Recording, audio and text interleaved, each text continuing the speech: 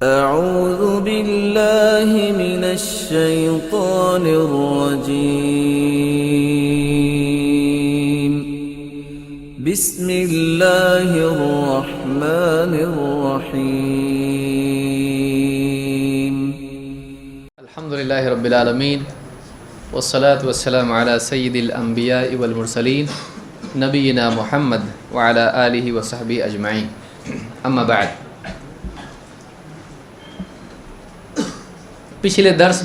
پچھلی مجلس میں حدیث نمبر 27 کا پہلا حصہ، پہلی روایت ہم نے دیکھی. انشاءاللہ ہم کوشش کریں گے زیادہ اختصار کے ساتھ یہ احادیث ہم ان کا مطالعہ کریں اور اس میں بنیادی بات جو ہے اس کو سمجھنے کی کوشش کریں تاکہ احادیث مکمل ہوں. وعن وابصة ابن معبد رضی اللہ عنہ قال اتيت رسول الله صلی اللہ علیہ وسلم فقال جئت تسأل عن البر قلت نعم. وابصہ ابن معبد رضی اللہ تعالیٰ عنہ فرماتے ہیں کہ میں اللہ کے رسول صلی اللہ علیہ وسلم کے پاس آیا تو آپ نے کہا کہ تم نیکی کے بارے میں پوچھنے آئے ہو؟ قلت نعم، میں نے کہا کہ ہاں. فقال استفت قلبک، اپنے دل سے فتویٰ لو.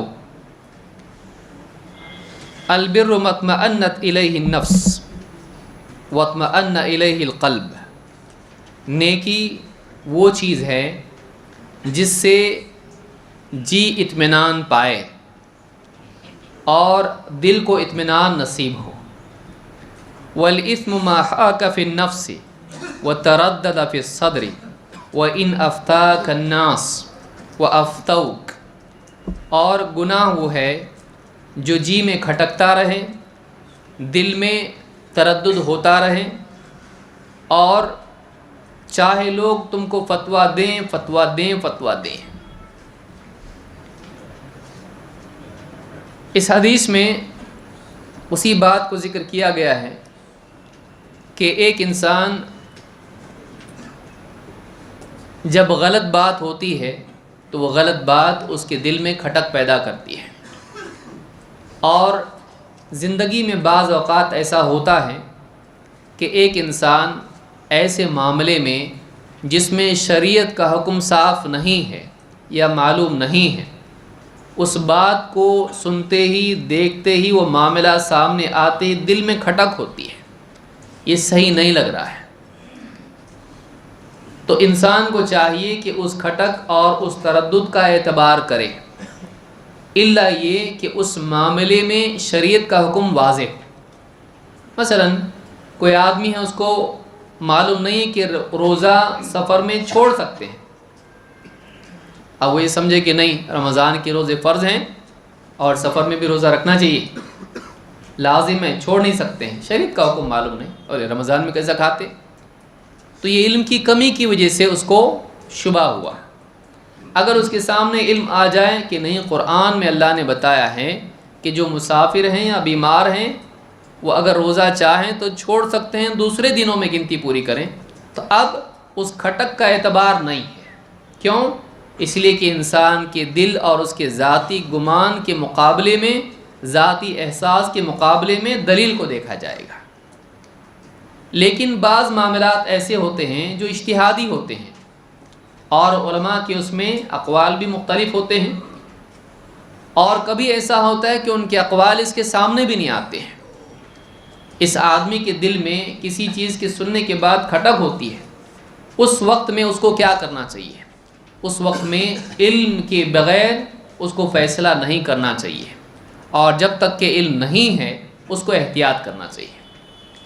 بعض اوقات ایک چیز کے بارے میں علماء کا اختلاف ہوتا ہے اور دل اندر سے بول رہا ہوتا ہے کہ نہیں بات مضبوط ادھر ہے، جو تیرا دل چاہتا ہے وہ کمزور ہے، اور جس کے پاس بات مضبوط ہے وہ دوسرا ہے. تو ایسے وقت میں انسان کو کوئی فتویٰ دے بھی دے، میں کہہ رہا ہوں صحیح ہے کر، تب بھی اس بات پر اطمینان نہیں ہونا چاہیے الا یہ کہ دلیل ہو. بغیر دلیل کے اطمینان اس پر نہیں کرنا چاہیے، احتیاط کا پہلو لینا چاہیے اور جو کھٹک ہے اس کا اعتبار کرنا چاہیے. اسی لیے یہاں پر کہا کہ کہ نیکی وہ ہے جس پر دل کو اطمینان ہو، اور گناہ وہ ہے جس میں کھٹک ہو، دل میں تردد ہو، چاہے فتویٰ دینے والے فتویٰ دے دیں۔ یعنی لوگ چاہے تجھ کو بول دیں چلتا ہے کر، لیکن تجھ کو دل میں لگ رہا ہے، اور خاص طور سے ایسا انسان جس کا مزاج پاکیزہ ہے، جو شریعت کا اور تقویٰ کا لحاظ کرتا ہے، ایسے آدمی کے لیے زیادہ ضروری ہے کہ وہ اپنے اس احساس کا اعتبار کرے اور اس چیز سے بچنے کا اہتمام کریں جس کے بارے میں صراحت سے بات نہیں آئی، اور زیادہ گمان یہ ہے کہ وہ حرام ہوگا، غلط ہوگا۔ تو بعض اوقات یہ ہوتا ہے کہ آدمی مجرد کسی کا فتویٰ مل جائے کسی چیز کے بارے میں، بس وہ فتویٰ لے لیتا ہے، چاہے اس کے بالمقابل بات زیادہ مضبوط ہو۔ تو آدمی کو فتوے کا اعتبار نہیں کرنا چاہیے، بلکہ علم اور دلیل کا اعتبار کرنا چاہیے۔ اور جب تک کہ فتویٰ نہیں ہے، عالم کی بات سامنے نہیں ہے، اور عمومی دلائل کی وجہ سے ایک چیز کی حرمت اور غلط ہونا سامنے آ رہا ہو، تو ایسے وقت میں آدمی کو جب تک کہ صاف صریح اس کے بارے میں دلیل حلت کی، حلال ہونے کی نہ ہو، احتیاط کرنا چاہیے۔ نمبر 28، اتباع سنت کی اہمیت اور بدعت کا انجام۔ عن ابی نجیح الارباض ابن ساریہ رضی اللہ عنہ قال، ابو نجیح ارباز ابن ساریہ رضی اللہ عنہ سے روایت فرماتے ہیں، وعظنا رسول اللہ صلی اللہ علیہ وسلم موعظة وجلت منها القلوب وذرفت منها العیون۔ اللہ کے نبی صلی اللہ علیہ وسلم نے ہم کو ایک واعظ کیا، ہمارے درمیان ہم کو ایک واعظ سنایا، واعظ دیا۔ ایسا واعظ تھا کہ جس سے دل دہل گئے اور آنکھیں بہہ پڑیں، آنکھوں سے آنسو جاری ہو گئے۔ فقلنا یا رسول اللہ کأنها موعظة مودع، آپ کا یہ واعظ تو ایسا ہے جیسے کوئی وداع ہونے والا واعظ دیتا ہے، ایسا لگتا ہے جیسے آپ ہم کو چھوڑ کے جا رہے ہیں، اس لیے اتنی جتا کے بول رہے ہیں۔ فأوصنا، ہم کو کچھ وصیت کیجئے۔ قال اوصیکم بتقوی اللہ، میں تم کو وصیت کرتا ہوں تقوی کا اہتمام کرنے کی۔ والسمع والطاعہ وإن تأمر علیکم عبد، اور حکم سننے اور ماننے کی وصیت کرتا ہوں، چاہے تم پر ایک حبشی غلام کو امیر بنایا جائے، مسلمانوں میں امیر بنایا جائے۔ فَإِنَّهُ مَن يَعِشْ مِنْكُمْ فَسَيَرَى اخْتِلَافًا كَثِيرًا، اس لیے کہ جو تم میں سے میرے بعد جیے گا وہ بہت سا اختلاف دیکھے گا۔ فَعَلَيْكُمْ بِسُنَّتِي، تو تمہارے لیے ضروری ہے کہ تم میری سنت کا اہتمام کرو، میری سنت پر چلو۔ وَسُنَّتِ الْخُلَفَاءِ الرَّاشِدِينَ الْمَهْدِيِّينَ، اور میرے ہدایت یافتہ خلفاء راشدین کی سنت کا اہتمام کرو۔ عَضُّوا عَلَيْهَا بِالنَّوَاجِذ، اور اپنی ڈاڑھوں سے اس کو مضبوطی سے پکڑ لو۔ وَإِيَّاكُمْ وَمُحْدَثَاتِ الْأُمُورِ، اور خبردار نئی نئی چیزوں سے بچو۔ فَإِنَّ كُلَّ بِدْعَةٍ ضَلَالَةٍ، اس لیے کہ ہر بدعت گمراہی ہے۔ اس حدیث میں اللہ کے نبی صلی اللہ علیہ وسلم نے صحابہ کو واعظ دیا، نصیحت کی اور آخرت یاد دلائی، اللہ کا خوف، اس طرح کی باتیں کی کہ ان کی آنکھوں سے آنسو نکلنے لگے، دل دہل گئے ایک دم۔ واعظ و نصیحت کا یہ اثر صحابہ لیتے تھے، صرف سنتے نہیں تھے۔ مزید یہ کہ کہا کہ اللہ کے رسول آپ کا یہ واعظ ایسا ہے جیسے کوئی الوداعی واعظ ہوتا ہے، ہم کو کچھ وصیت کیجیے تاکہ اپنی زندگی میں اس کا اہتمام ہم کریں۔ کہا سب سے پہلی چیز تقویٰ کا اہتمام کرو، اللہ کا خوف ہے تو ساری نصیحت فائدہ مند ہے، اللہ کا خوف اگر نہیں ہے تو 50 نصیحتیں بھی کچھ فائدے کی نہیں۔ اللہ کا ڈر جب دل میں ہوگا تو نصیحت کا فائدہ ہوگا۔ تو کہا میں تم کو اللہ کے تقویٰ کی وصیت کرتا ہوں اور سننے اور ماننے کی وصیت کرتا ہوں، چاہے تم پر ایک حبشی غلام کو امیر بنایا جائے۔ یعنی مسلمانوں کا جو حاکم ہوتا ہے، امیر المؤمنین، وہ جس کو بھی کسی کو امیر بنائیں اس کی بات سننا چاہیے اور ماننا چاہیے، چاہے کیسے ہی ہمارے اوپر امیر بنایا جائے، چاہے وہ حبشی غلام کیوں نہ ہو۔ رنگ و نسل کا فرق اسلام میں نہیں ہے۔ اور اس لیے کہ تم میں سے جو میرے بعد جیے گا وہ بہت سا اختلاف دیکھے گا۔ آپ نے پہلے ہی بتا دیا تھا کہ امت میں اختلاف ہوگا، اس اختلاف کے بارے میں آپ نے یہ نہیں کہا کہ سب اپنے اپنے طریقے پر چلو، بلکہ کیا کہا؟ جب اختلاف ہوگا تو اختلاف کے دور میں تمہارے لیے ضروری ہے کہ تم میری سنت کا اہتمام کرو۔ معلوم ہوا کہ مسلمانوں کے دور میں، مسلمانوں کے کسی بھی دور میں آپ باہم اختلاف ہوتا ہے تو اس اختلاف کے وقت میں مسلمانوں کو کس کی اتباع کرنا چاہیے؟ سنت کی اتباع کرنا چاہیے، یا میجورٹی کی؟ سنت کی۔ جب اختلاف ہوگا تو آپ نے نہیں کہا کہ بڑی پارٹی کی اتباع کرو، بلکہ کیا کہا؟ سنت کی اتباع۔ اور فعلیکم بسنتی وسنت الخلفاء الراشدین المہدیین، تو تم میرے ہدایت یافتہ خلفائے راشدین کی پیروی کرو، ان کی سنت کی پیروی کرو۔ اس میں خلفائے راشدین کا اہل حق میں سے ہونا معلوم ہوتا ہے۔ شیعہ ان کے بارے میں بہت غلط باتیں کرتے ہیں، تینوں خلفاء کے بارے میں، ابو بکر و عمر و عثمان رضی اللہ تعالی عنہم، لیکن اس حدیث سے معلوم ہوتا ہے کہ آپ نے خلفائے راشدین کے بارے میں علی الاطلاق کہا اور ان کو ہدایت یافتہ کہا اور ان کی سنت کی پیروی کرنے کے لیے کہا، اور کہا کہ عضوا علیہا بالنواجذ، ڈاڑوں سے مضبوطی سے اس کو پکڑے رہو، یعنی اس کو چھوڑو مت، یہ تاکید ہے۔ وَإِيَّاكُمْ وَمُحْدَثَاتِ الْأُمُورِ، میری اور میرے خلفاء کی سنت کے بالمقابل دوسری چیز کیا ہے؟ بدعت۔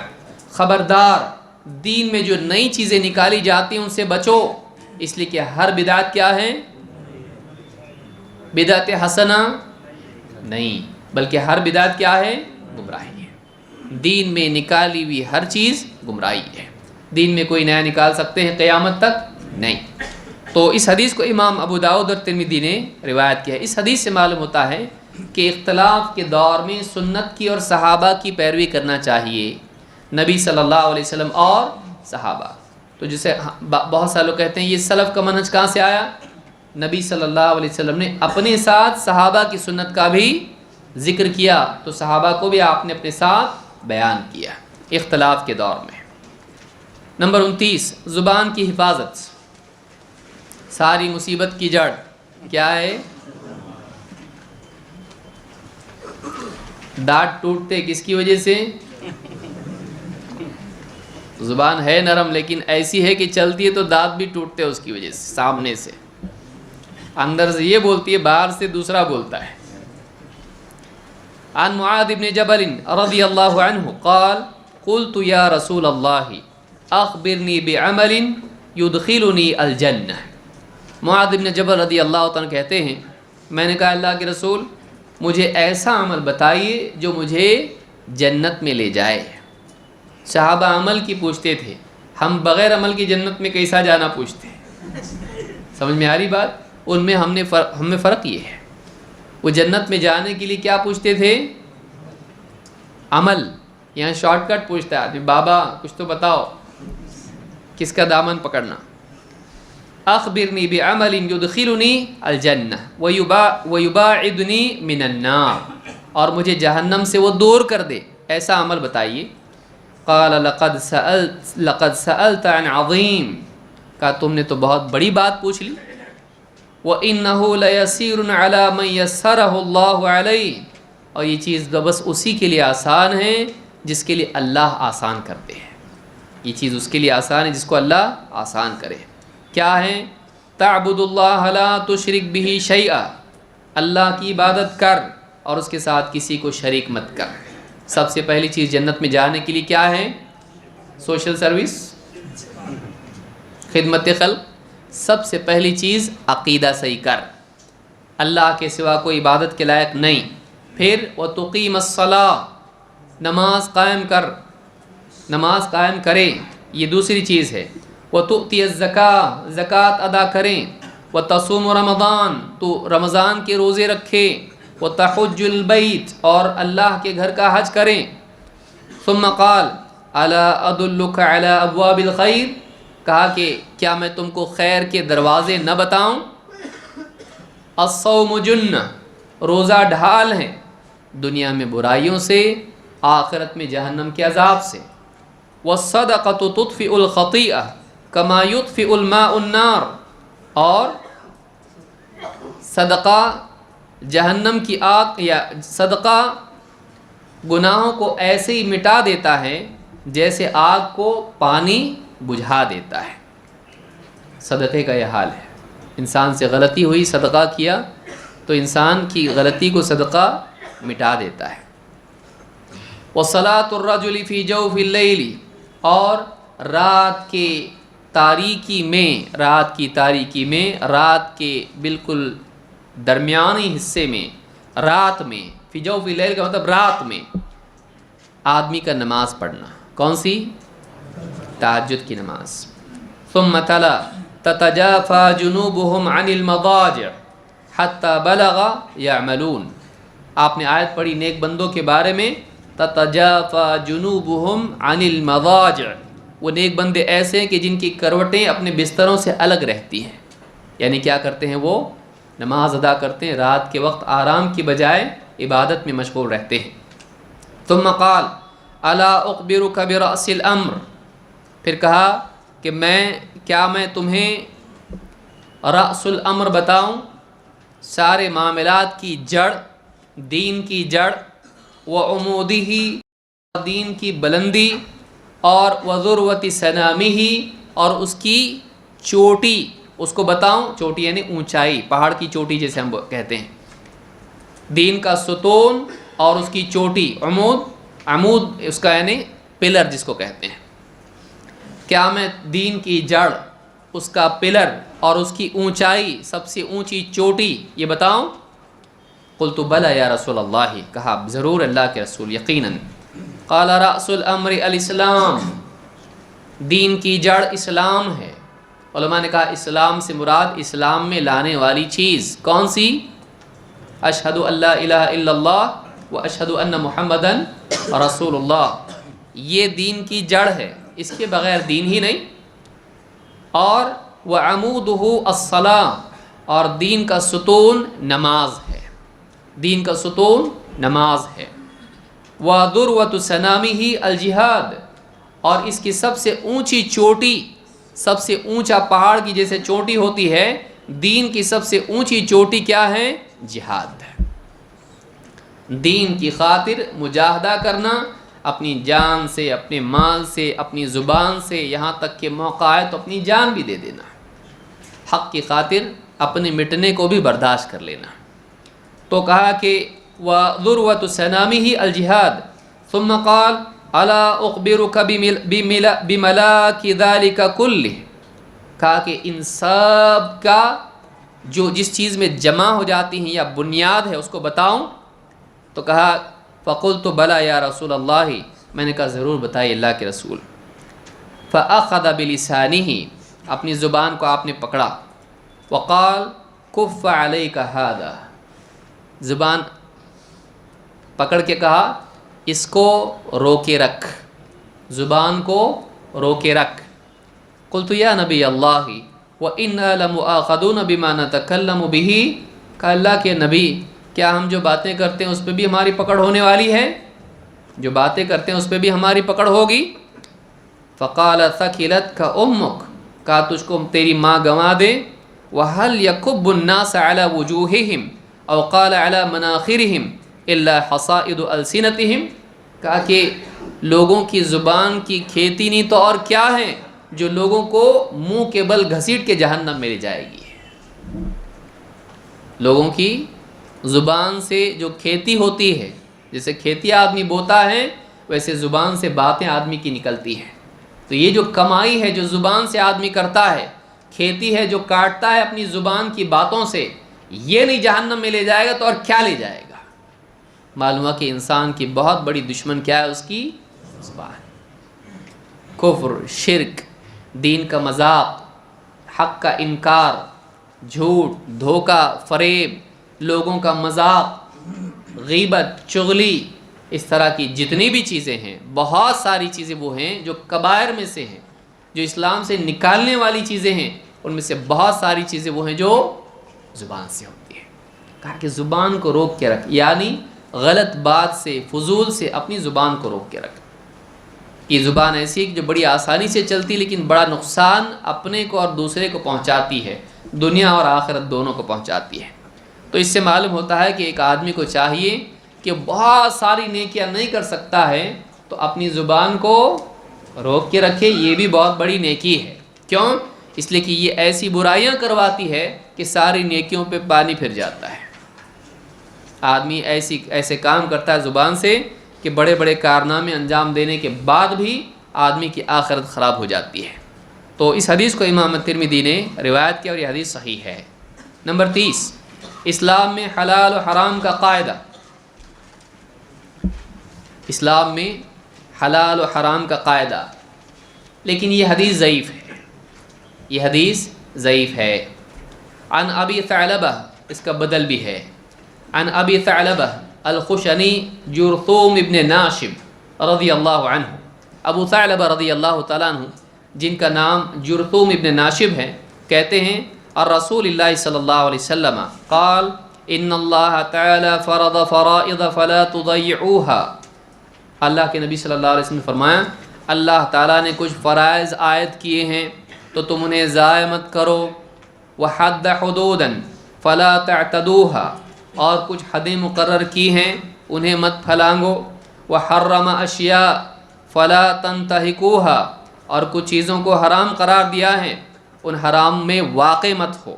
وسکت عن اشیاء رحمۃ لکم غیر نسیان فلا تبحثوا عنها، اور بعض ایسی چیزیں ہیں جن سے اللہ نے اپنی رحمت کی بنیاد پر، بھول کر نہیں، رحمت کی بنیاد پر اللہ تعالیٰ نے سکوت اختیار کیا ہے تو ان کی کھود کرید مت کرو۔ یہ حدیث امام الدارقطنی نے روایت کی ہے، لیکن یہ ضعیف ہے۔ اس سے معلوم ہوتا ہے کہ اللہ کے فرائض کا اہتمام ہو، حرام سے بچا جائے، حدوں کو پار نہ کیا جائے، اور جس کو اللہ نے منع نہیں کیا وہ جائز ہے، زبردستی اس کو منع کروانے کی کوشش نہ کرے۔ اس تعلق سے ایک اور حدیث ہے جو صحیح ہے، اس کو ہم دیکھتے ہیں تاکہ آپ کے پاس نہیں ہے، اچھی بات ہے، سن لو۔ عن ابی الدرداء قال یرفع الحدیث، ابو الدرداء رضی اللہ تعالیٰ عنہ حدیث نقل کرتے ہیں اور یہ مرفوع روایت ہے۔ اللہ کے رسول صلی اللہ علیہ وسلم نے فرمایا ما احل اللہ فی کتابہ فہو حلال، جسے اللہ نے اپنی کتاب میں حلال قرار دیا وہ حلال ہے۔ وما حرم فہو حرام، جسے اللہ تعالیٰ نے حرام کیا وہ حرام ہے۔ وما سکت عنہ فہو عافیہ، اور جس سے اللہ تعالیٰ نے سکوت اختیار کیا وہ تمہارے لیے عافیت ہے۔ فاقبلوا من اللہ عافیتہ، اللہ تعالیٰ نے جو تمہارے لیے معافی کا معاملہ کیا ہے اس کو قبول کر لو۔ فإن اللہ لم یکن نسیا، اس لیے کہ اللہ تعالیٰ کچھ بھولا نہیں ہے۔ ثم تلا هذه الآیہ، پھر آپ نے آیت پڑھی وما کان ربک نسیا، اور تیرا رب بھولتا نہیں ہے۔ اللہ نے جس کو حلال کیا وہ حلال، جس کو حرام کیا وہ حرام، جس کے بارے میں کچھ نہیں بتایا وہ کیا ہے؟ وہ عافیت ہے، یعنی اس کو اللہ نے حرام کیا نہیں۔ تو قاعدہ یہ ہے کہ اس لیے کہا کہ اللہ کی عافیت کو قبول کرو، یعنی تم اس چیز کو استعمال کر سکتے۔ یہ قاعدہ ہے کہ جب تک کہ عبادات کا قاعدہ الگ ہے اور چیزوں کا قاعدہ الگ ہے۔ عبادات کا قاعدہ کیا ہے؟ جس کا ہم نے حکم نہیں دیا وہ رد ہے۔ تو دین کے معاملے میں جس چیز کا حکم نہیں ہے، جس چیز کا ثبوت نہیں ہے وہ کیا ہے؟ مردود، وہ قبول ہوگا نہیں، وہ ہے ممنوع۔ ہر وہ چیز مت کرو، ہر اس چیز سے بچو جس کا ثبوت نہیں ہے دین میں۔ صحیح؟ حضرت عائشہ کی روایت ہم نے دیکھی تھی۔ اس حدیث میں دنیا کا قاعدہ ہے، کھانا پینا کپڑا زیور یہ وہ سب چیزیں، ہر چیز حلال حرام بتا دیا۔ کچھ چیزیں بتا دی حلال ہے، کلیئر، کچھ چیزیں بتا دی حرام، کلیئر۔ اب کچھ چیزیں جن کے بارے میں نہیں بتایا کہ حرام ہے، تو ایسی چیزیں جب تک کہ ان کے حرام ہونے کی دلیل نہ ملے کیا ہے؟ حلال ہے۔ کیونکہ جن کے بارے میں اللہ نے نہیں بتایا، اللہ بھول گیا ایسا بتانا کہ حرام تھا لیکن بتایا نہیں اللہ نے، نہیں، تو تم اللہ کی عافیت کو کیا کرو؟ قبول کرو۔ اس چیز میں حرمت نہیں ہے جب تک کہ وہ حرام نہ ہو۔ اللہ نے آدم علیہ السلام سے کیا کہا تھا؟ وَلَا تَقْرَبُوا وَكُلَا مِنْهَا رَغَدًا حَيْثُ شِئْتُمَا، اس جنت میں تم جی بھر کے سیر ہو کر جہاں سے جو چاہے کھاؤ۔ وَلَا تَقْرَبَا هَذِهِ الشَّجَرَةَ، لیکن اس پیڑ کے قریب مت جانا۔ تو جس کے بارے میں منع ہے اس کو کلیئر بتا دیا، باقی کے بارے میں جنرل سٹیٹمنٹ جہاں سے کھاؤ، ہر پیڑ کا نام بتایا، یہ پیڑ وہ پیڑ وہ پیڑ وہ پیڑ وہ پیڑ، ہر چیز جس کا بتایا اس میں سے کھانا، ایسا کہا نہیں، جنت میں سے جہاں سے چاہو کھاؤ کا مطلب کیا ہو گیا؟ اب سب حلال سوائے اس پیڑ کے۔ اسی طرح سے دنیا میں سب حلال سوائے ان کے جس کو اللہ نے منع کیا ہے، تو دنیا میں سب حلال سوائے جس کو منع کیا، دین میں سب حرام سوائے اس کے جس کو بتایا۔ سمجھ میں آئی بات؟ دین میں سب منع ہے جب تک کہ دلیل نہیں ملتی، دنیا میں سب جائز ہے جب تک کہ منع کی دلیل نہیں ملتی، یہ قاعدہ ہے۔ تو یہ دنیا کا قاعدہ اس حدیث میں بتایا گیا، اور اس کو امام الدارقطنی نے روایت کیا، اور شیخ البانی نے اس کو حسن قرار دیا ہے صحیحہ میں۔